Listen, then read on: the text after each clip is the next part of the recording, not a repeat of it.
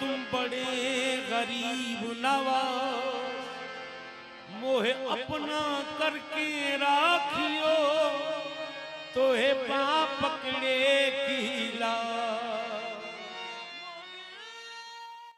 جمعہ فیلم جمعہ دلکی جمعی خطابت تو ہندے ہو امامت تو ہندے دلکی سو اوزو علم چکوم آغا جامعہ قوسیہ معینیہ نا سو داغذ طالب العلم نو دلکی زمونگا رازو بیا دلکی زمونگا جمعی منزو ہندے ہو اور امامت تو ہندے زمونگا دل انشاءاللہ دو سجاد سے ریدہ مسجد جوڑ کرے دی سید سہیل شاہ بابا مسجد امام حسین علیہ السلام دی مسجد چکم دے غنون دے او ماشاءاللہ ڈیرہ کولے دی چکم دے محراب او نور چکم دے ڈیرہ فارغ کری دا نو اللہ جل چاچ دا فارغ کری دا او چاچ دا محراب جوڑ کرے دا اللہ جل جلالہ دی جبولو کو عمر کی برکت واجی او اللہ جل جلالہ دی ستاسو کو عمر کی ہم برکت واجی ستاسو دل کرالہ لے دی زیرہ موید وکر اللہ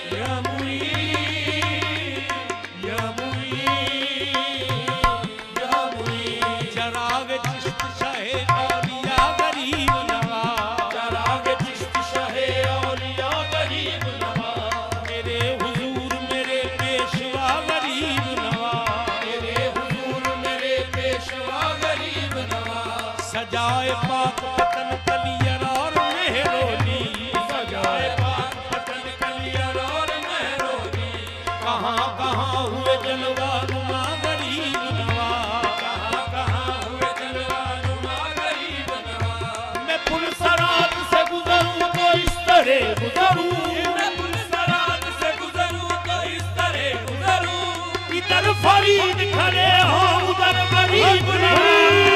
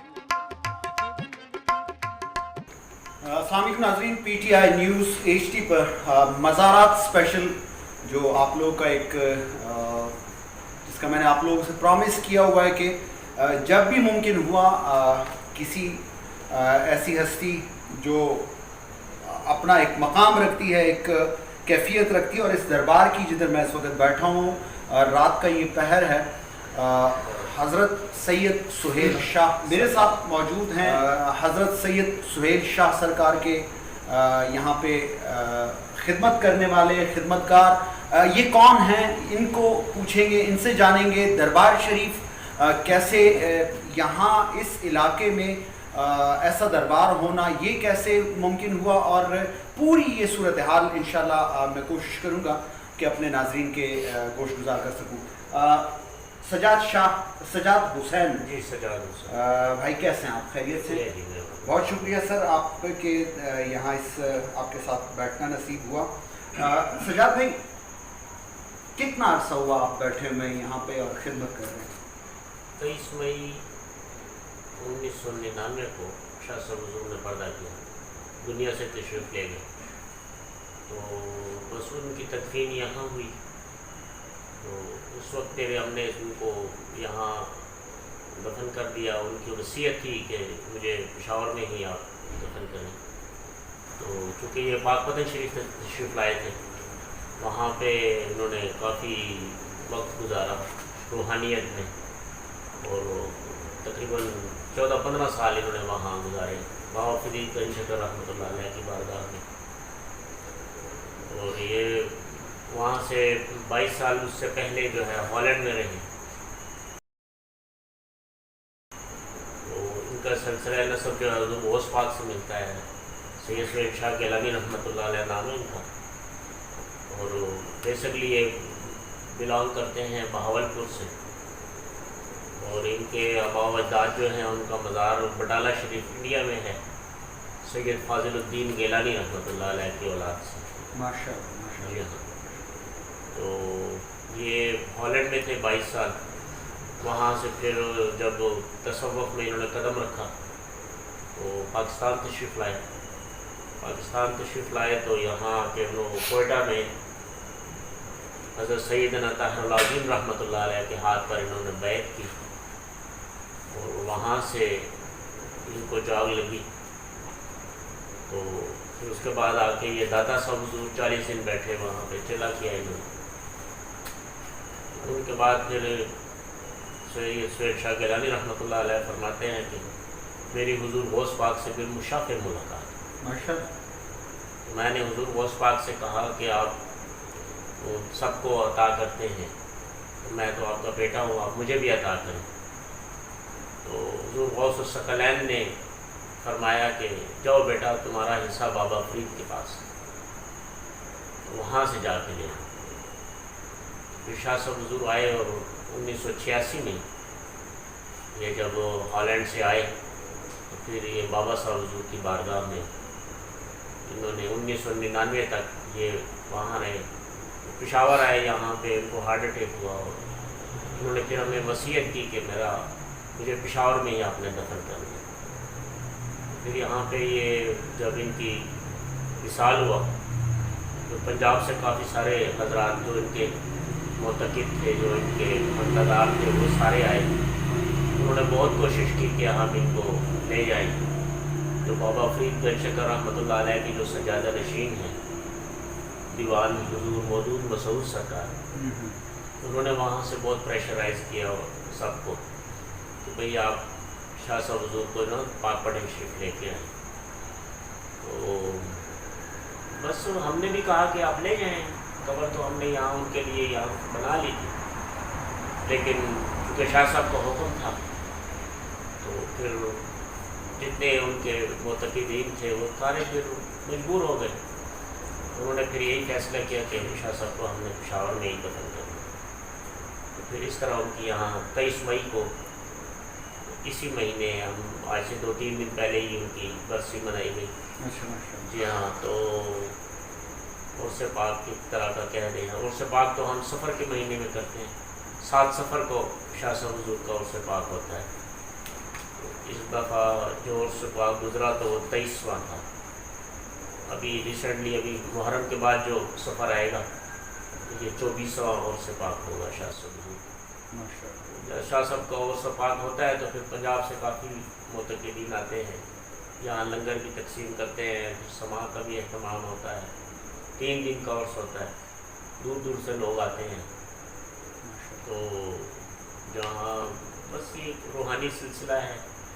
اور اچھا سجاد حسین بھائی، یہ اپنی نوعیت کا ایک میں نے صورتحال یہاں دیکھی، دربار شریف بھی ہے، ہر قسم کے چاہنے والوں کے لیے مشرب موجود ہے، طریقت والوں کے لیے اپنا کیفیت موجود ہے، شریعت والوں کے لیے اپنی جناب حسین علیہ السلام کے نامی ان کے نام سے یہ خوبصورت بڑی پیاری مسجد۔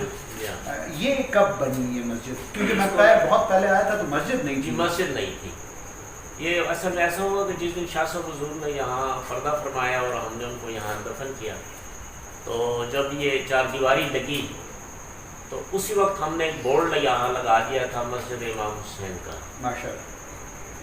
تو شاہ صاحب حضور کی مولا حسین علیہ السلام سے جنہوں نے مسجد اور کلمے کی حفاظت کی، انہی کے نام پہ آپ بس یہ دیکھیں یہ جو ایوارڈ ہے یہ سید سہیل شاہ گیلانی کے گلے میں پڑ گیا ہے۔ بے شک اس کو تو کوئی شک نہیں۔ اور یہ جو دربار کے ساتھ مسجد ہوتی ہے، یہ روایت تو مسجد نبوی سے چلی۔ سبحان اللہ، سبحان اللہ۔ آقا علیہ السلام کا جہاں دربار مقدس ہے تو وہاں وہ مسجد بھی ہے، اور یہ روایت کے اس میں اپنے چاہنے والوں کا یہ سلسلہ جو ہے یہ تو قیامت تک جاری رہے گا۔ اور حضور علیہ السلام چونکہ ختم نبوت کے منصب پہ فائز ہیں تو نبی تو اور کوئی آئے گا نہیں۔ سبحان اللہ، بے شک۔ مولا علی علیہ السلام کی جو ولایت ہے تو ولی اللہ آتے رہیں گے، یقیناً۔ اور جو یہ ولایت کا سفر ہے، یہ جو یعنی ایک وہ قرآن کریم میں ایک آیت مبارک ہے، اطیعوا اللہ و اطیعوا الرسول واولی الامر منکم، یعنی اللہ کی اطاعت اور اس کے رسول کی اطاعت۔ تو یہاں پہ اللہ کے جو احکامات ہیں، یعنی مسجد، شریعت، یہ ساری چیز کا بندوبست بھی ہے، اور پھر وہ جو مخفی کیفیات ہے۔ دیکھیں جب کوئی سالک جو طالب علم ہوتا ہے وہ جب اندر آتا ہے تو وہ ایک شاید منی بیگم نے وہ غزل گائی ہوئی ہے کہ ایک طرف اس کا گھر ایک طرف میں کدا، تو دائیں ہاتھ پہ اللہ کا گھر ہے اور بائیں ہاتھ پہ میں کدا ہے۔ تو بس اب میں یہ جو لوگ آتے ہیں اور فیض حاصل کرتے ہیں۔ ایگزیکٹلی میں اب دیکھیں لفظ ایک ایسا ہے کہ جس کو مستعمل ہے، استعمال کیا گیا۔ اب میں وہ کیفیت، وہ روحانی کیفیت جو کہ آپ کو اس طرح کی جگہوں پہ وارد ہوتی ہے، جی، تو وہ اس میں سے بھی نہیں وارد ہو سکتی کہ جو تو یہ تو کسی شاعر نے تھوڑا سا۔ ہاں جی، تو یہ بات یہی ہے کہ یہ جو میں ہے، یہ جس کا تذکرہ ابھی ہم نے کیا، یہ جب تک کہ میں کا آپ نے میں ختم نہ کیا ہو تو میں رہتی ہے۔ نہیں، وہ میں الگ ہے اور یہ میں ہے۔ صحیح، واہ واہ۔ یہ ہاں جی، یہ میں خانہ ہے، سنگ باب میں کدارا سجدہ گاہ ساختم۔ سبحان اللہ، سبحان اللہ۔ یہ جو میرا مرشد خانہ ہے اس کی جو دہلیز ہے وہ میری سجدہ گاہ ہے۔ تو بس یہ اچھا سجاد بھائی، کتنے عرصے سے میں دیکھ رہا ہوں، ایک لمبا عرصہ ہو گیا اس دربار شریف آپ یہاں خدمت میں۔ جی جی، کیسا محسوس کرتے ہیں اس سے پہلے اور پھر یہ ساری کیفیات؟ کچھ تھوڑا سا ذرا میرا خیال ایک ہی لائن میں بات کر دوں کہ میں پہلے فرش پہ تھا اور میرے مرشد اب مجھے عرش کی طرف لے کے جا رہے ہیں۔ تو یہ حق سچ کا سلسلہ ہے، اور جو بھی ملتا ہے صوفیاء کے قدموں میں ملتا ہے، صوفیاء کی دہلیز پہ ملتا ہے۔ یہ عاشق رسول ہیں، یہ آل محمد سے عشق کرنے والے ہیں، اہل بیت سے عشق کرتے ہیں، یہ صحابہ کرام کو اسی حیثیت میں جانتے ہیں، اس حیثیت میں اہل بیت نے ان کو تسلیم کیا، اور یہاں جھوٹ نہیں چلتا، مکاری عیاری نہیں چلتی۔ جی بالکل، اور یہی سجاد بھائی शायद नहीं यकीनन वजह है कि इस तरह के मकाम पे कि यहाँ पे जो मकतबा फ़िक्र आसपास है वो भी क्योंकि बहुत शरीयत लवर है। हमें देखें, जब शुरू में हम यहाँ आए तो हमें बहुत बड़ी तकलीफ़ात हुई। जब ये दरबार बना और ये चार दीवारी लगी तो इल्ज़ामात काफ़ी लगे, लोगों ने दरख्वास्तें दे दी DSP को, आर्मी को, जितने सिक्योरिटी एजेंसीज हैं तमाम को, कि जी इस तरह ये एक ज़मीन पे कब्ज़ा कर लिया गया है, ये वो। तो मुझे भी बुलाया जाता था, कभी असिस्टेंट कमिश्नर बुला लेते, कभी कौन बुला लेते। तो एक दिन मैं इतना तंग हो गया कि मैंने उनको कहा कि यार मैं इतना आजिज़ आ गया हूँ। हाँ, ये सजाद भाई ये जो ख़ास एक वाक़या हुआ हाँ है जी, ये यकीनन आपने मेरे नाजरीन हाँ जी की गोशगुजार करना होगी ये- भाई। नाजरीन बहुत ज़बरदस्त किस्म का यहाँ पे, चूँकि मैंने अर्ज़ किया कि यहाँ जो एक मकतबा फ़िक्र चार अतराफ़ मौजूद है, गो कि वो भी शरीयत लवर है, तरीक़त अपना एक मशरब है, शरीयत अपना एक मशरब है। तो उनकी वजह से चूँकि उनको मालूम नहीं था कि यहाँ पे ये जो एक रूटीन की स्टैम्प हमारे दरबारों पे लगी, वो हमारे मासूम चाहने वालों की अपने प्यार और मोहब्बत के जो अंदाज़ होते हैं उस वजह से लगी हुई है एक स्टैम्प दरबारों पे। तो उस वजह से थोड़ी सी मुश्किलात भी दरपेश रही हैं, और वो क्या मुश्किलात थी उसके बारे में एक खुसूसी एक वाक़या है। तो सजाद भाई क्या था वो वाक़या? ये कि हमारे यहाँ पे करीब ही थोड़े फासले पे ही एक मस्जिद है। उस मस्जिद से एक दिन ऐलान हुआ कि यहाँ पे एक दरबार बन गया है और पता नहीं ये शिरक है और फलां है, तो आप तमाम हज़रात जुमे के दिन आए तो हम इसको मिसमार करेंगे। तो मेरा यहाँ रूम के मस्जिद के साथ ही एक दोस्त था, उसने मुझे कॉल की और मुझे कहा कि यार ये मस्जिद से ये ऐलान हो रहा है, तो तुम मेहरबानी करो और तुम आओ और पुलिस थाने में रिपोर्ट कराओ और तुम आओ और यहाँ पे हिफाजत करो इस चीज़ की। उसको मैंने कहा मैं तो उसको अल्लाह का वली नहीं मानता जो मेरी हिफाजत न करे, और उसको मैं अल्लाह का वली नहीं मानता जो अपने मरकज़ की हिफाजत न करे। तो अगर वो अपने मरकज़ की हिफाजत नहीं कर सकता तो उसने मेरी हिफाजत क्या करनी है? तो छोड़ो, उनको गिराने दो। मैंने अपने दोस्त को ये बात की, मैंने कहा उनको डिस्टर्ब ना करो, बस उनको कहो जाओ भाई गिराओ। अगर गिरा लो तो बस हम नहीं कहेंगे कि बाबा कुछ भी नहीं था, हम भी धोखे में पड़े हुए थे। वो जब जुम्मे की नमाज में मौलाना साहब ने सबको इकट्ठा किया, 100-150 बंदा था, तो तकरीर जब की और तकरीर में कहा कि जी अब हम जाएंगे और इसको गिराएंगे और ये और वो, तो वो बिल्कुल पास ही है हमारे। तो वो लोग उठ के चलने लगे। उन्होंने मौलाना साहब को कहा कि मौलाना साहब हमारा दिमाग ना ख़राब करो, हमारी आक़िबत तबाह ना करो, हम इसलिए नहीं आते यहाँ मस्जिद में कि हम लोगों की कब्रें गिराएं, तो हम तो इस मसले में नहीं है, तुम जानो तुम्हारे काम जाने। उसने अपने कुछ तालिबान भी बुलाए हुए थे, तो 20-25 लोग थे।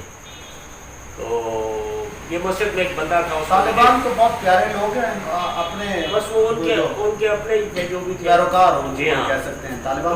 तो वो मस्जिद में एक बंदा था, उसने ये सारी स्टोरी फिर मुझे बाद में सुनाई। तो उसने कहा कि वो जो 20-25 लोग थे, तो जब ये सारी मस्जिद लोग खाली हो गई चले गए, तो आखिर में उन्होंने मौलाना साहब से कहा कि मौलाना साहब आपकी मेहरबानी, हम भी जाते हैं और ये काम हमसे नहीं होने वाला। तो बस वो भी चले गए। मैं फिर तकरीबन असर के बाद आया 4-5 बजे, तो मेरे जहन में तो ऐसी कोई बात नहीं थी कि ये दरबार उन्होंने कुछ ख़त्म किया होगा या कुछ। मैं अपना घर में रिलैक्स था, 4 बजे आया, यहाँ कुछ भी नहीं था, इसी तरह दरबार परचम लगा हुआ था, सारा कुछ था। और बस फिर इन लोगों ने बड़ी दरख्वास्तें दी। फिर मैंने SHO साहब से कहा, मैंने कहा SHO साहब आप मुझे न बुलाएं, मैं इस मसले में हूँ ही नहीं, आपने मुझे बहुत डिस्टर्ब किया। बस इस इलाके के लोग हैं, काफ़ी अच्छे लोग भी हैं और थोड़े माड़े लोग भी, और हर जगह होते हैं अच्छे बुरे लोग। तो उन्होंने हमारे खिलाफ बड़ी दरख्वास्तें दी हुई थी। तो फिर उन्होंने मुझे कहा कि अब SHO ने सिर्फ एक बात मुझे कही कि इनकी नमाज जनाजा किसने पढ़ी है। मैंने कहा इनकी नमाज जनाजा जो है तो पीर आप बुनेर शरीफ जो हैं, हज़रत सैयद अली तिरमज़ी पीर बाबा रहमतुल्लाह अलैह के जो सजादा नशीन है, हज़रत सैयद मखदूम हुसैन शाह तिरमज़ी, ये जो जिनका मुंतज़िम आली, हाँ जी, मुंतज़िम आला का जो वो भी लगा हुआ है ना, हाँ जी, उनके बड़े भाई हैं। हाँ, तो वो हज़रत सैयद मखदूम हुसैन शाह तिरमज़ी मुंतज़िम आली اللہ تعالیٰ ان کی زندگی میں دراز کرے اور ان کو صحت کاملہ عطا کرے. تو انہوں نے سہیل شاہ سرکار کی نماز جنازہ پڑھائی تھی. تو پیر بابا سے وہ اسپیشل آئے تھے ان کی نماز جنازہ پڑھانے کے لیے. تو وہ خود بہت بڑے بزرگ ہیں اس وقت. تو پھر اس طرح جب میں نے ان کو پولیس والوں کو یہ بات کی تو وہ پھر مطمئن ہو گئے. اور پھر اس کے بعد بھی بس علاقے کے لوگ ہمیں بہت پریشان کرتے رہے, کوئی پتھر مارتا ہے کوئی کیا. میں نے کہا چلے ہمارے بڑے بھی پتھر کھاتے آئے ہیں تو ان کی سنت تھوڑی سی ہم نے بھی ادا کر لی. اچھا سجاد حسین بھائی, کوئی ایسا واقعات تو بے شمار ہوں گے یقیناً اس طرح کی پاک جگہوں پہ. ایسا تھا کہ مجھے بیڈ سور تھا, پیچھے تھوڑا سا زخم تھا میرے, تو میں نے کافی علاج کروایا تو وہ مسئلہ میرا ٹھیک نہیں ہوا. تو ڈاکٹر نے مجھے کہا کہ آپ شوگر ٹیسٹ کروائیں, ہو سکتا ہے آپ کو شوگر ہو, جس کی وجہ سے آپ کا زخم جو ہے وہ مندمل نہیں ہوتا. تو میں نے شوگر جو ٹیسٹ کرایا وہ پازیٹیو آ گیا. میں بہت زیادہ پریشان ہو گیا. ان دنوں شاہ صاحب پشاور میں ہی تھے. تو میں نے پرچہ جیب میں ڈالا اور میں ان سے ملنے کے لیے چلا گیا. تو مجھے دیکھ کے, میرے چہرے کو دیکھ کے تو مجھے کہتے ہیں کیا بات ہے, آج تو بہت پریشان لگ رہے ہیں. میں نے کہا شاہ جی مجھے شوگر ہو گیا ہے. میں نے جیب سے پرچہ نکال کے تو ٹیبل پہ رکھ دیا. تو میں جو ہی اوپر پرچہ کھولا دیکھا, اس پرچے کو چاک کر دیا. تو پھاڑنے کے بعد مجھے کہتے ہیں کہ تمہیں کوئی شوگر وگر نہیں ہے, جو جی ایم ای آئے کھاؤ. اس بات کو تقریباً 24 سال 25 سال ہو گئے ہیں. اس کے بعد کچھ مواقع ایسے آئے کہ مجھے ٹیسٹ کروانا پڑا تو وہ نیگیٹو تھا. اور ابھی تک الحمدللہ شاید اور مجھے کوئی بیماری ہو سکتی ہے, لیکن یہ میرا ایمان ہے کہ میرے مرتے دم تک مجھے شوگر نہیں ہو سکتی. اللہ کو لمبی زندگی دے, اللہ کو لمبی زندگی. اچھا سجاد بھائی, سرکار کی حیاتی میں مطلب جب وہ ہالینڈ سے یہاں آئے پاک پٹن سے, ان کی تعلیم, ظاہری تعلیم یقیناً, باطنی تعلیم تو بے بہا, ظاہری تعلیم دیکھیں ظاہری تعلیم تو ان کی میرا خیال ہے کہ کچھ بی اے سے بھی شاید زیادہ ہی ہو. اچھا ماشاء اللہ. کیونکہ ان کے جو لیٹرز ہیں وہ ہمارے پاس, اور جو ان کا اسلوب تھا گفتگو کرنے کا, بات کرنے کا, ماشاء اللہ. وہ اردو بولتے تھے؟ اردو بولتے تھے. سرائکی بہت اچھی بولتے تھے, اردو بولتے تھے, اور انگلش, گریک, یونانی زبان جس کو بولتے ہیں, اور ڈچ, ان 3-4 زبانوں پہ عبور حاصل تھا. اور تقریباً 6-7-8 زبانیں, 3-4 انٹرنیشنل زبانیں جانتے تھے. اور ہالینڈ میں 22 سال رہے. 22 سال ہالینڈ میں رہے؟ جی ہاں. اس طرح کی زندگی اور پھر فخر, اور بالکل آپ کی طرح کلین شیپ تھے. جب فخر میں قدم رکھا تب بھی کلین شیپ تھے. اور پھر ایک دن ایسا ہوا کہ یہ زمانہ ہے غالباً 96-95 کا. تو جب پاک پتن شریف میں بیٹھے ہوئے تھے تو کچھ لوگ ان کے پاس آئے, تو انہوں نے ان کو ایک طرح کا تانا دیا. بے نظیر بھٹو کی حکومت تھی. تو انہوں نے ان کو کہا کہ شاہ جی آپ جتنے درویش ہیں, تو درویش سارے خانقاہوں میں بیٹھے ہوئے ہیں, اور بے نظیر نے ملک کا بیڑا غرق کر دیا ہے, تو اب کب باہر نکلیں گے؟ یہ بھی عوام الناس کو بھی تو بچانا آپ کا فرض ہے. تو کچھ لوگوں کو شکایت ہوگی بے نظیر بھٹو صاحب سے. تو وہ آئے تو شاہ صاحب نے کہا اچھا چلو, جس دن میں نے پوچھے چھوڑ دی اس دن بے نظیر کی حکومت ختم ہو جائے گی. اچھا ماشاء اللہ. جی ہاں. تو لوگ بھی تنگ ہوں گے اس زمانے میں بے نظیر بھٹو صاحبہ سے, اس کی حکومت سے, پیپلز پارٹی کی حکومت سے. تو ایک دن شاہ صاحب نے اپنے کو جو ان کے وہاں پہ خدمت میں تھے, منیر خان نام ہے ان کا, تو یہ واقعہ انہوں نے پھر مجھے سنایا. اچھا. انہوں نے مجھے کہا کہ صبح شاہ صاحب اٹھ کے تو کلین شیو کرتے تھے, صبح الگ شیو کرتے تھے, شام کو الگ کرتے تھے. صبح کو الگ سوٹ پہنتے تھے, شام کو الگ پہنتے تھے. انتہائی ڈیسنٹ, ہاں جی انتہائی ڈیسنٹ مین تھے. تو कहता है वो जब शेव की शाह साहब ने तो एक मूँछों को इधर खत लगाया, एक इधर लगाया। तो मुझे कहते हैं कि मुनीर खान मैंने आज से मूँछें छोड़ दी। कहता है मैंने कहा कि चलो जी बेनज़ीर साहब तो गई। हाँ, तो कहता है बस मैं उठा लिया मैंने सामान, वो शेव का सामान जो था। तो उसी दिन इतला आ गई कि वो फारूक लगारी साहब ने जी बेनज़ीर भुट्टो की हुकूमत को ख़त्म कर दिया। हाँ जी, तो ये एक वाक़या उनका पाकिस्तान में बहुत मशहूर है, सब जानते हैं, सब दोस्तों को इसका पता है। जी हाँ। तो फिर एक दो साहब आए थे कराची से, वो गौरी साहब थे। उन दिनों बेनज़ीर भुट्टो साहब आई हुई थी यहाँ पे इस मुल्क में, ये मुशर्रफ के दौर में। तो उनको मैंने कहा जी बेनज़ीर भुट्टो साहब तो अब आ गई हैं, अब तो फिर वो प्राइम मिनिस्टर बनेंगी।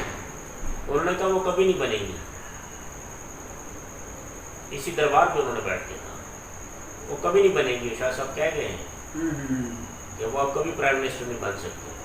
और कुछ दिनों बाद फिर वो उनकी शहादत का वाक़या हो गया रावलपिंडी में। तो इस तरह वो, तो ये बात भी वो क्या, ये फ़कीरों की तो यही खेल है। बेशक बेशक, बादशाहियाँ बदलते रहते हैं।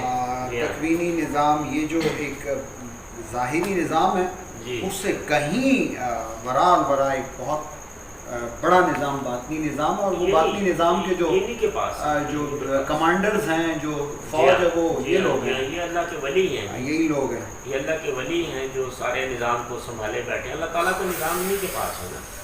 जी हाँ, तो ये हक सच के। अच्छा सजाद भाई, जो मौजूदा गवर्नमेंट है पाकिस्तान तहरीक इंसाफ की,